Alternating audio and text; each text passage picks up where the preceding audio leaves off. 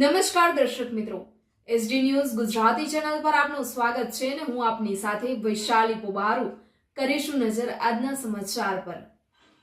અંકલેશ્વરથી અંકલેશ્વર શહેર division police પેટ્રોલિંગમાં હતા તે દરમિયાન તેઓને માહિતી મળી હતી કે નર્મદા નદીમાંથી વિદેશી દારૂની હેરાફેરી થનાર છે, જેના આધારે પોલીસે ગોલ્ડન બ્રિજના નર્મદા નદીના અંકલેશ્વર છેડા તરફ વોચ ગોઠવી હતી। આ દરમિયાન બોટ આવતા તેને અટકાવી તપાસ કરતા અંદરથી ₹2,86,000નો વિદેશી દારૂનો જથ્થો મળી આવ્યો હતો। પોલીસે બોટમાંથી ભરૂચના દાંડિયા બજાર વિસ્તારમાં રહેતા લાલા મકવાણાની ધરપકડ કરી છે, જ્યારે મામલામાં જૂના બોરભાઠા બેટનો કિશાન વસાવા, ભરૂચનો માનવ ચૌહાણ ધવલ નામનો ઈસમ તેમજ 2 મોપેડ ચાલકોને વોન્ટેડ જાહેર કરવામાં આવ્યા છે।